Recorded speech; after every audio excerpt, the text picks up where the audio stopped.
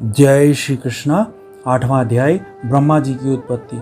श्री मैत्रेय जी ने कहा, विदुर जी, आप भगवत भक्तों में प्रधान लोकपाल यमराज ही हैं। आपके पूर्ववंश में जन्म लेने के कारण वह वंश साधु पुरुषों के लिए भी सेव्य हो गया है। धन्य हैं आप। निरंतर पद पद पर श्री हरि की कीर्तिमयी माला को नित्य नूतन बना रहे हैं। अब मैं शुद्ध विषय सुख की कामना से महान दुख को मोल लेने वाले पुरुषों की दुख निवृत्ति के लिए श्रीमद् भागवत महापुराण प्रारंभ करता हूँ, जिसे स्वयं श्री संकर्षण भगवान ने सनकादि ऋषियों को सुनाया था। अखंड ज्ञान संपन्न आदिदेव भगवान संकर्षण पाताल लोक में विराजमान थे। सनत कुमार आदि ऋषियों ने परम पुरुषोत्तम ब्रह्म का तत्व जानने के लिए उनसे प्रश्न किया।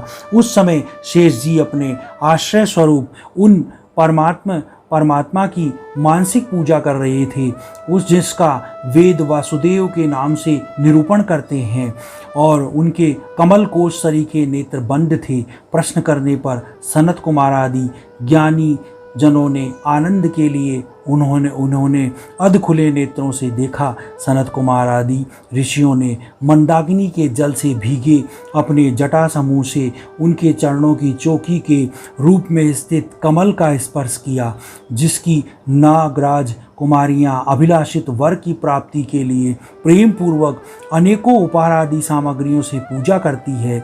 सनत कुमार आदि उनकी लीला का मर्मज्ञ हैं। उन्होंने बार बार प्रेम गदगद वाणी से उनकी लीला का गान किया। उस समय शेष भगवान के उठे हुए सहस्त्रों फण किरीटों की सहस्त्र सहस्त्र श्रेष्ठ मणियों की छिटकती हुई रश्मियों की से जगमगा रहे थे। भगवान संकर्षण ने निवृत्ति परायण सनत कुमार आदि को यह भागवत सुनाया था, ऐसा प्रसिद्ध है।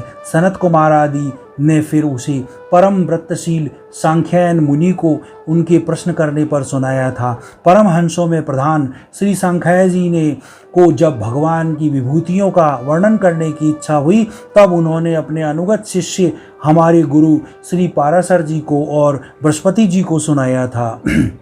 इसके पश्चात परम दयालु पाराशर जी ने पुलत्स्य मुनि के कहने पर वह आदि पुराण मुझसे कहा था। वत्स, श्रद्धालु और सदा अनुगत देखकर वही पुराण मैं तुम्हें सुनाता हूँ। षष्ठी के पूर्व यह संपूर्ण विश्व जल में डूबा हुआ था। उस समय एकमात्र श्री नारायण देव शेष सैया पर ओढ़े हुए थे। वह अपनी ज्ञान शक्ति को अक्षुण्ण रखते हुए योग निद्रा का आश्रय ले उनके नेत्र मूंदे हुए थे। षष्ठी कर्म से अवकाश लेकर आत्मानंद में मग्न थे।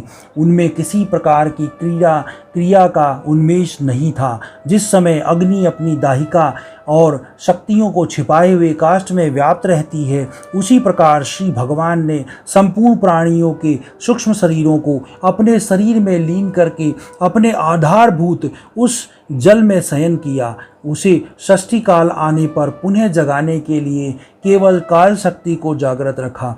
इस प्रकार अपनी स्वरूप भूता चित शक्ति के साथ एक सहस्त्र चतुर्युग पर्यंत जल में शयन करने के अंतर जब उन्हीं के द्वारा नियुक्त उनकी काल शक्ति ने उन्हें जीवों के कर्मों की प्रवृत्ति के लिए प्रेरित किया, तब उन्होंने अपने शरीर में लीन हुए अनंत लोक देखे। जिस समय भगवान की दृष्टि अपने में निहित लिंग शरीर आदि सूक्ष्म तत्व पर पड़ी, तब वह कालाश्रित रजोगुण से शुभित होकर षष्ठी रचना के निमित्त उनके नाभि देश में से बाहर निकला।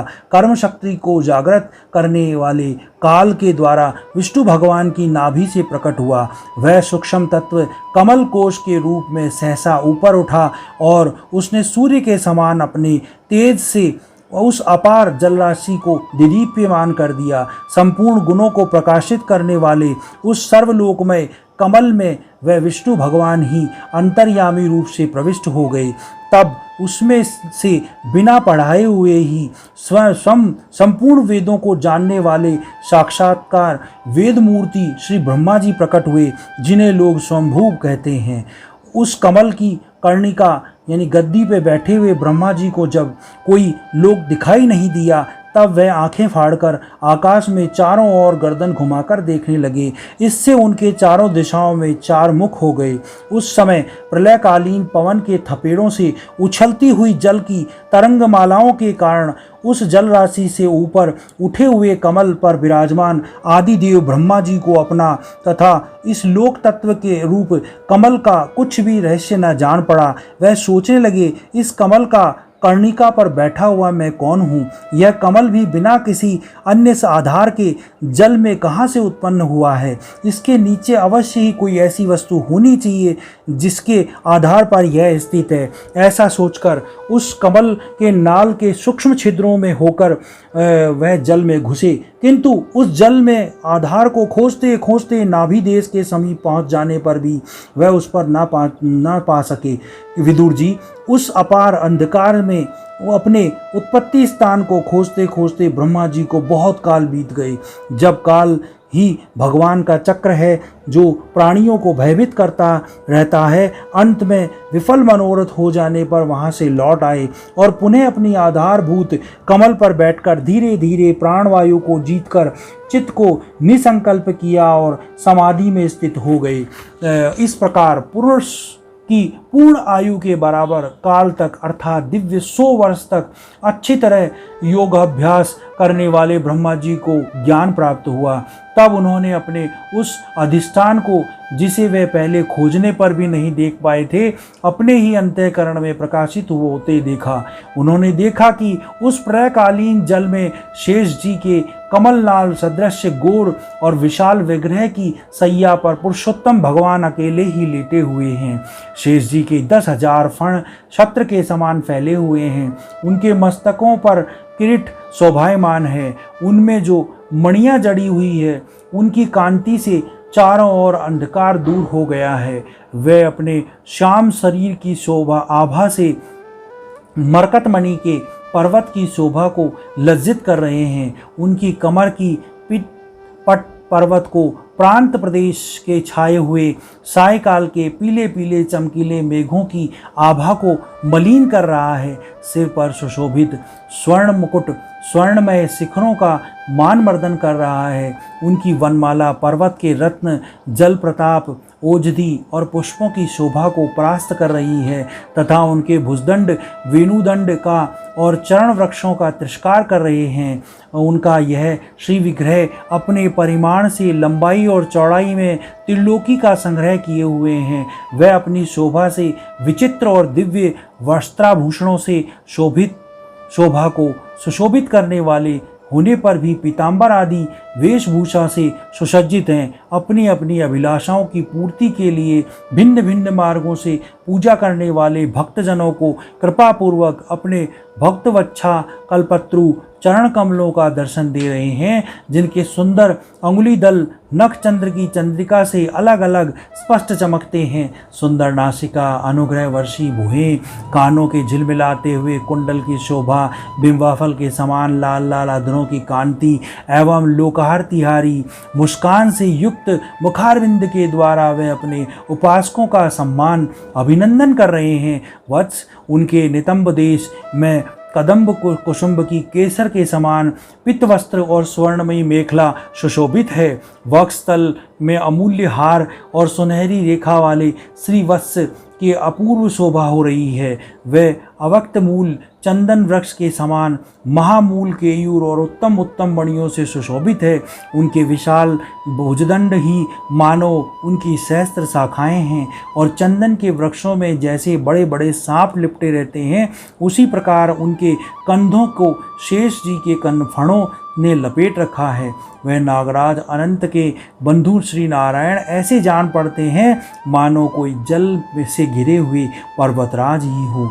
पर्वत पर जैसे अनेकों जीव रहते हैं, उसी प्रकार वह संपूर्ण चराचर के आश्रय हैं। शेष जी के फणों पर जो सहस्त्रों मुकुट हैं, वह ही मानो उस पर्वत के स्वर्ण मंडित शिखर हैं तथा वक्षस्थल में विराजमान कौस्तुभ मणि उनके गर्भ से ही मानो उस पर्वत के स्वर्ण मंडित शिखर हैं तथा वक्षस्थल में विराजमान कौस्तुभ मणि उनके गर्भ से प्रकट हुआ रत्न हैं। प्रभु के गले में वेद रूप भोरों से गुंजायमान अपनी कीर्तिमयी वनमाला विराजमान है।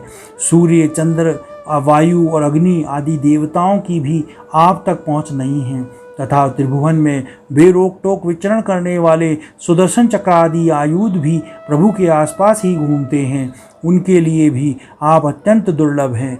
तब विश्व रचना की इच्छा वाले लोक विदाता ब्रह्मा जी ने भगवान के नाभि सरोवर से प्रकट हुआ वह कमल, जल, आकाश, वायु और अपना शरीर केवल 5 ही पदार्थ देखे, उनके सिवा और कुछ न दिखाई दिया। रजोगुण से व्याप्त ब्रह्मा जी प्रजा की रचना करना चाहते थे। जब उन्होंने सृष्टि का कारण रूप केवल वह 5 ही पदार्थ देखे, तब लोक रचना के लिए उत्सुक होने के कारण वे अचिंत्य गति श्री हरि के चित्त लगाकर उन परम पूज्य प्रभु की स्तुति करने लगे। बोलो भगवान श्री कृष्ण की जय।